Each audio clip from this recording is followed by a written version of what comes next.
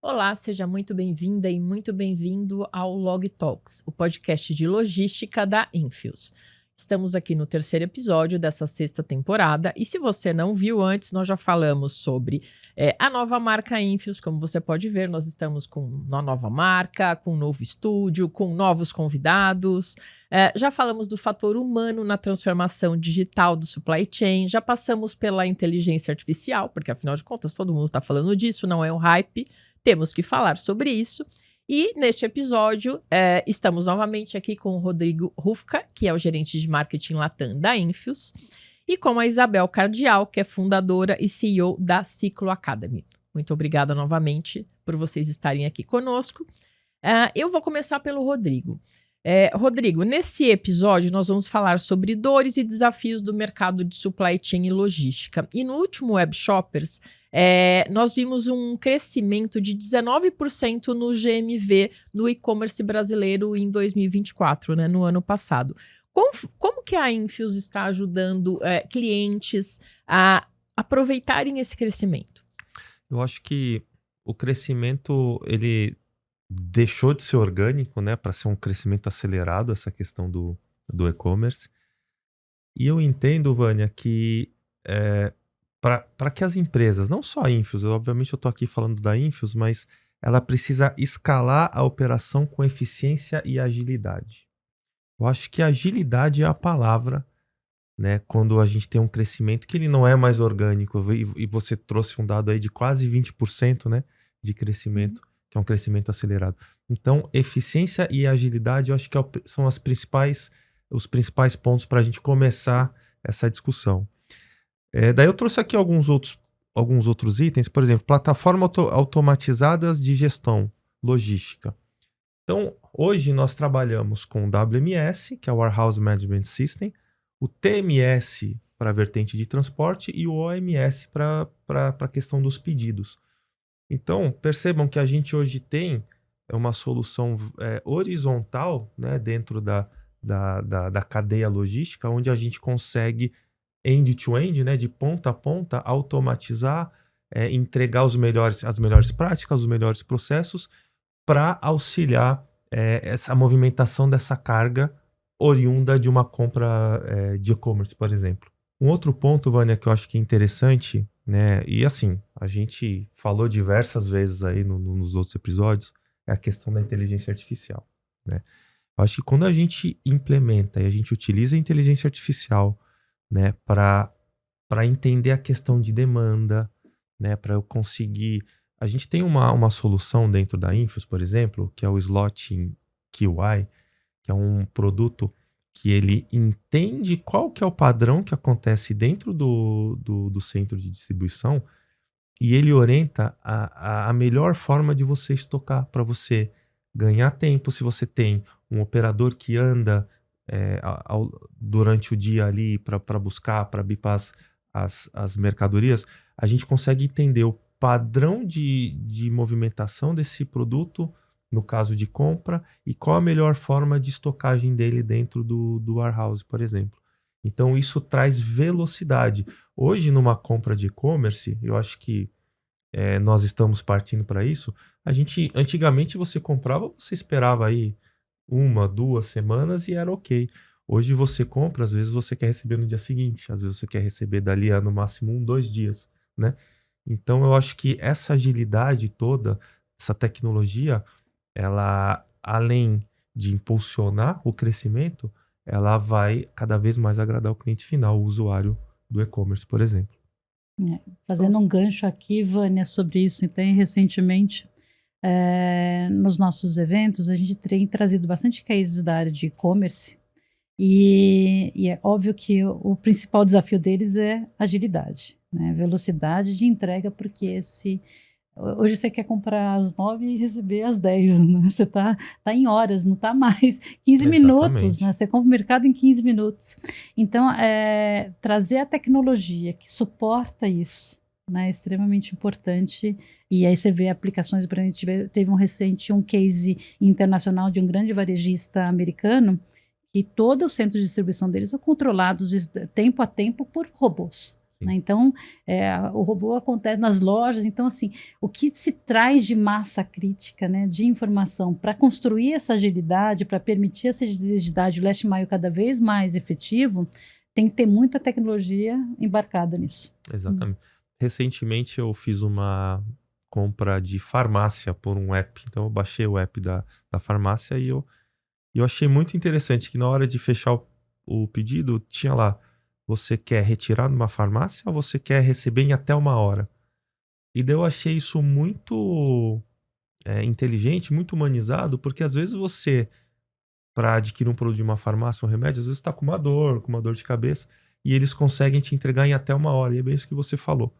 Né? Então ele é um setor que vem se preparando, vem se digitalizando, justamente para atender esse novo padrão do consumidor e-commerce.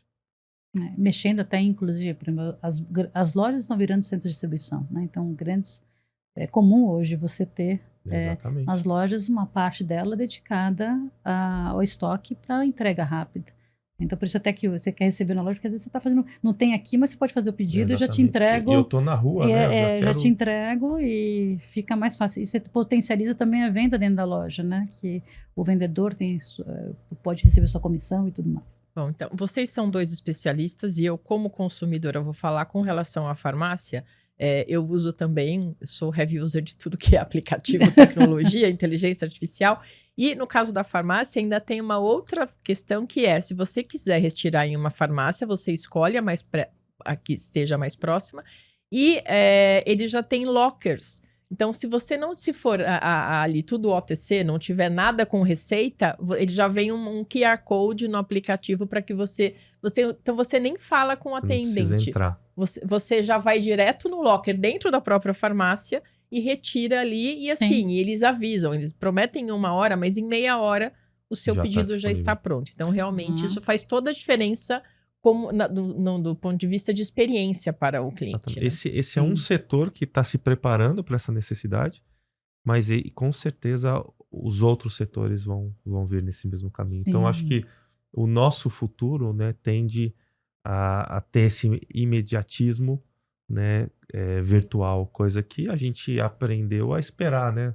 Nos primórdios do e-commerce, da internet, a gente comprava e a gente tinha que ter paciência. E mas hoje, esse novo consumidor não espera. Não, hoje não mais. Nem nós mais, né? Eu acho que a gente já ficou emergente, né? Com esses nossos requerimentos. Já nos acostumamos com o mercado em 15 minutos. A gente se acostuma muito rápido com as coisas, né? Com as facilidades, coisas boas. Com o que é bom, exatamente. Bom, Isabel, agora eu queria ouvir de você. A Ciclo Academy é conhecida por algum dos maiores eventos aí, os mais importantes do setor de supply chain e logística aqui no Brasil. Contando com grandes líderes, grandes empresas. E aí, como você está sempre aí com as lideranças, assim, quais são as maiores dores que você costuma ouvir dos profissionais referentes à cadeia de suprimentos? Esse é um ponto muito importante, porque é sazonal, né? Mas tem coisas que são crônicas. Eu acho que são desafios crônicos. Custo. Acho que é um dos... Acho que desde que o Ciclo fazia pesquisas lá em 2000, né, para entender quais são os principais desafios que a gente poderia trazer de conteúdo para suprir essa necessidade em termos de informação, custo sempre foi primordial. Não só o custo que você tem que gerir dentro da empresa com mais eficiência, mas também porque a gente tem um Brasil complicado, né? Um Brasil com uma infra que depende muito de um único modal.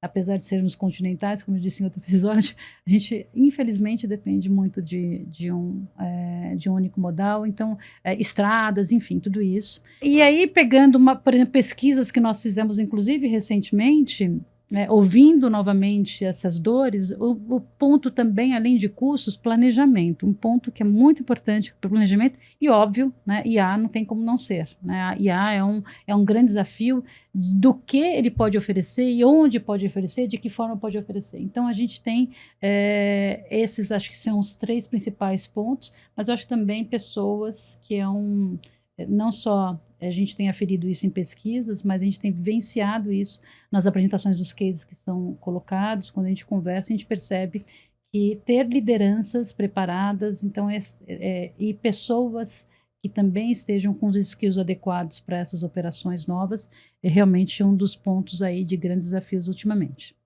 Rodrigo, e como você falaria da logística brasileira, como ela pode se preparar melhor para mitigar e aproveitar oportunidades em meio a um cenário de imprevisibilidade e de mudanças fiscais? Assim, eu acho que a gente precisa fortalecer dentro das empresas hoje, né, através de toda essa tecnologia de software, essa inteligência fiscal mesmo, né? Por exemplo, hoje uma precificação de um determinado produto, né, ela passa por diversas áreas, né? Só que não existe uma automação dessa questão fiscal, das taxas, dos documentos. Acho que cada área vai fazendo a sua parte e passando na esteira para outra, né? Eu acho que se a gente conseguir automatizar todo esse processo, né, desde da criação ali do produto, precificação, transporte, toda a parte fiscal, a gente ganha em velocidade, a gente ganha em confiabilidade, né, de tudo isso, e a gente com certeza evolui essa questão fiscal. E por último, eu acho que também fomentar ali a governança entre as áreas, né? A área fiscal, compliance, tecnologia, né? Eu acho que essas áreas têm que estar junto, porque as coisas elas mudam muito rápido, né? Até porque até questões fiscais, toda essa diferença que existe das taxas por região no Brasil, né? Como nós somos uma empresa global e a gente trabalha a questão de América Latina, né? A questão do Chile, do México. Então imagina uma empresa, a gente aqui brasileiro, né? Trabalhando aí em condições fiscais para entender todo esse mercado latino-americano. Então eu acho que quando a gente automatiza isso e a gente tem uma governança bem interligada com a parte de tecnologia, compliance e fiscal, eu acho que é o melhor caminho. Acho que esse ponto que o Rodrigo colocou sobre a questão essa reforma tributária que está trazendo, né, diversos, não, em vários pontos, na questão de, por exemplo, na área logística, então uma busca por um redesenho de uma área logística que perde seus incentivos, né, e a gente tem que buscar esse posicionamento, então a reforma tributária para trazer visibilidade.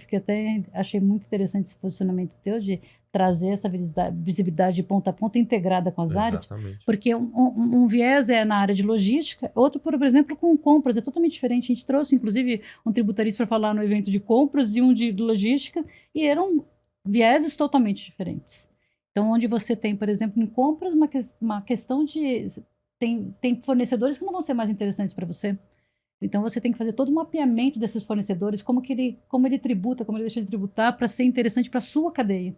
E aí essa realocação de malha, pensando na questão logística, então assim, se você não tem visibilidade disso, e se tiver uma tecnologia que suporte tudo isso, seria excepcional mesmo. Né? Sim, perfeito. Então, continuando agora um pouquinho com você, Isabel, já que você ouve aí de muitos empresários, nós sabemos que a agenda ESG, ela tem a prioridade dela dentro das empresas tem aumentado. O que você tem ouvido aí dos empresários com relação à prioridade ESG dentro do segmento? Acho que ESG faz parte da agenda do executivo de supply chain, não tem mais como. A gente, inclusive, há 3 anos, né, acho que 2023, nós trouxemos um simpósio exclusivo para falar sobre a questão de ESG, governança, sustentabilidade e também tudo que se envolve e o que são os grandes desafios para a cadeia.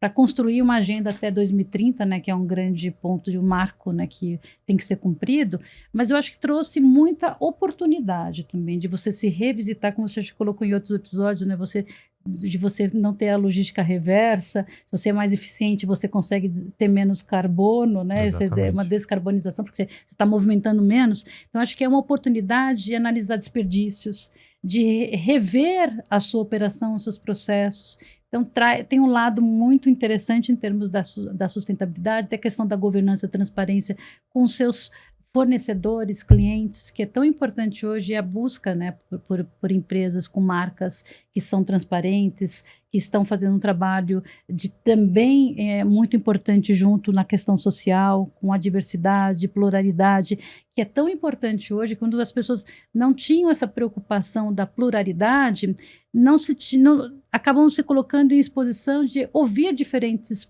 posicionamentos culturais, e que foi tão rico e importante para muitas empresas estar acontecendo hoje, de ouvir ideias diferentes, e você só consegue ter isso com pessoas que pensam diferentes, que têm culturas diferentes, para trazer outras soluções. Então, acho que tem, obviamente, toda uma questão de investimento, mas eu já vi casos, por exemplo, dentro da Ciclo, que a gente, nos nossos eventos, que transformaram a sucata em uma unidade de negócio.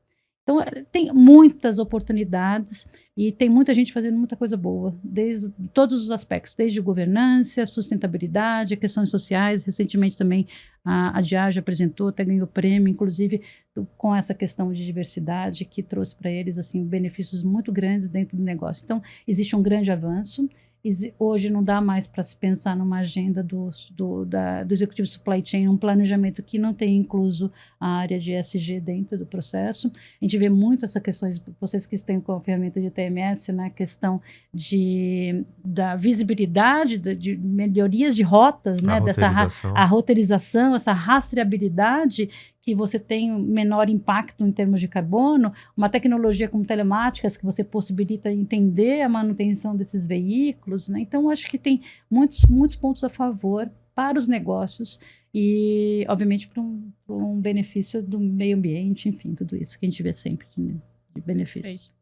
E hoje, inclusive, tem empresas que exigem dos seus fornecedores que o fornecedor cumpra a agenda ESG e ele precisa responder ali uma série de questões para que ele se torne um transformador, um fornecedor daquela empresa. Sim. Então, realmente é um assunto aí que está ganhando cada vez mais relevância, né? Ainda bem. E até fazendo um gancho, Vânia, com esse ponto que você colocou, que era um problema também. Como que você exige, às vezes, de pequenos fornecedores, né? Como, por exemplo, na área de transportes, muitas vezes você tem autônomos.